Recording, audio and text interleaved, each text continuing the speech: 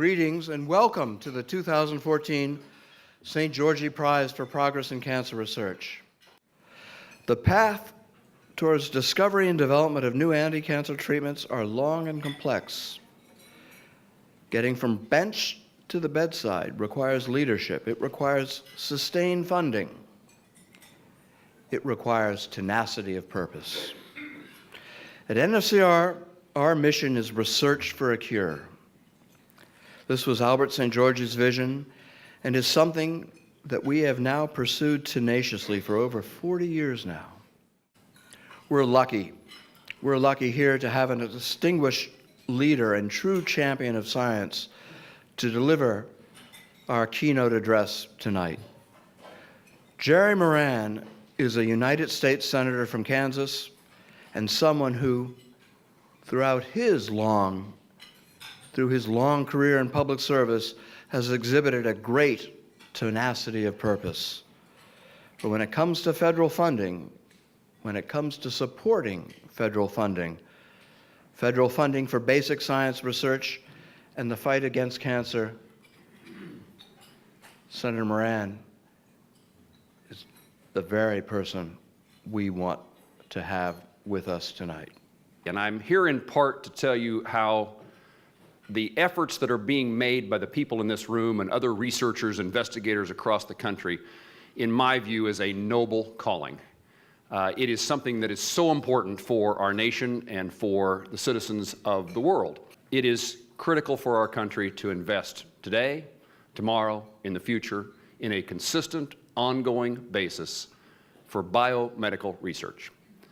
That would not get any opposition in this room, I'm quite certain. But as a non-scientist, let me tell you why I think that's so important.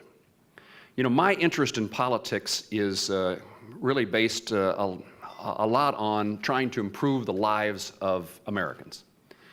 And if you are a person who cares about our fellow citizens, you want the necessary research dollars available to the brightest minds, the most active investigators to try to find cures and treatments to diseases.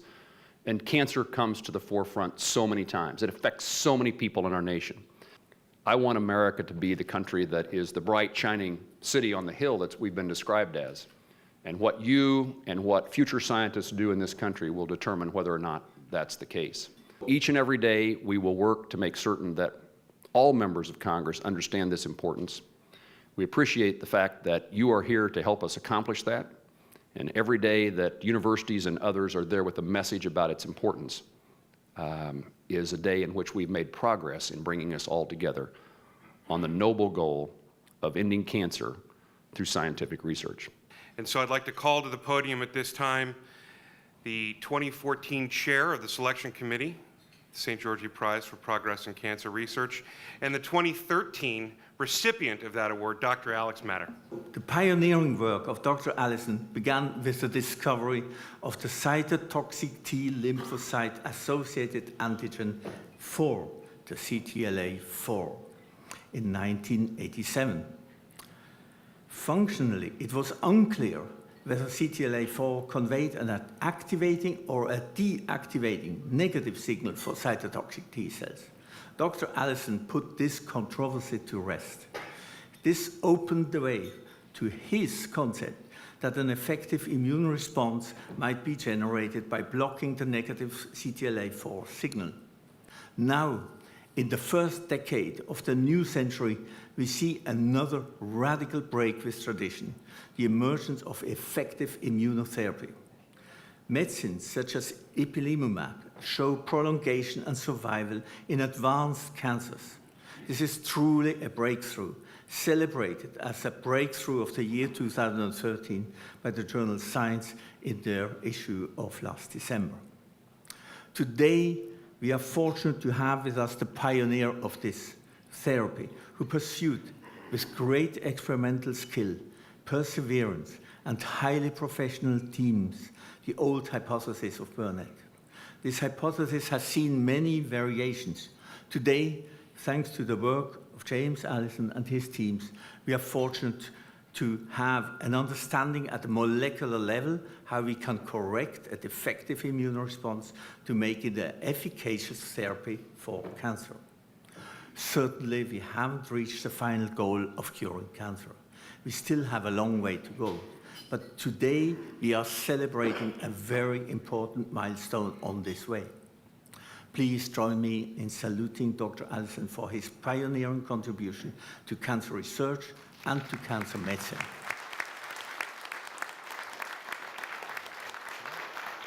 I'm really honored and humbled to join a long line of people that have gotten this award. And I want to take this evening for a few minutes to really tell you the story of in a little bit of detail about what you just heard about in summary, and also to illustrate 2 points that Senator Moran talked about, and that's the importance to fund fundamental research in order to lead to discoveries that can also lead to the development of strategies for a therapy of patients and to benefit the people in our society as a result of our scientific endeavors. The immune system has the ability to recognize very small changes in peptides that are in the cell. It was probably originally developed to protect you against virus infections, where the body could detect that there were cells that had virus components and that were taking over the host immune system and making components of viruses. But now we know that what happens in cancer, the fundamental process of carcinogenesis that gives rise to cancer, are changes in the genome that give rise to a lot of mutations in cellular products. And many of these actually drive a cell to be a cancer.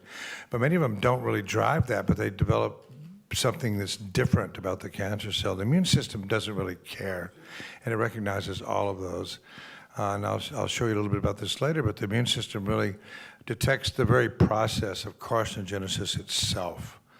And so it's not only very specific for changes, but for those changes that are caused by the cancer process itself. The second is memory. Once you've activated T cells to detect these peptides, you've got them for the rest of your life.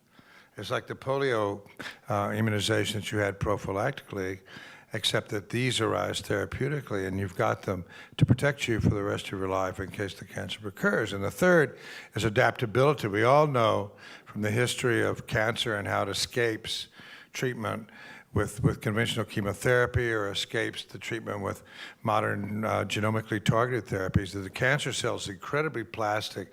The population of cells can change to escape what you throw at it. But the immune system, if anything, is even more adaptable than cancer cells and can adapt to recognizes the continuing changes that happen in cancer. This has been a very special night. Dr. Allison, Dr. Matter, Senator Moran, thank you all for your inspiring remarks. You know, it's been an honor to share the stage with you, and I'm truly humbled. As I mentioned at the beginning of our program this evening, our theme this year is tenacity of purpose, the strength of conviction and unwavering focus we see in research scientists like Dr. Jim Allison, that we see in so many scientists here tonight and whom I have come to know at NFCR. Quite frankly, it's that tenacity of purpose that gives me the strength, year in and year out, to deliver on our mission, research for a cure. It's no secret how we do this, powered by the hope and generosity of grassroots support from donors across America. The National Foundation for Cancer Research has now spent, not raised, spent over $250 million providing the seed funding, or as I put it, the adventure funding, the sustaining funding, so that we can be that catalyst for basic science research, for discovery, for translational research as well. NFCR has spent 40 years building the bridges that are providing cancer patients access to the latest research, are giving cancer patients hope and promise for a cure. For it's research that will cure cancer, and we are committed to research for a cure and with your help, we will continue in this mission until cancer is cured.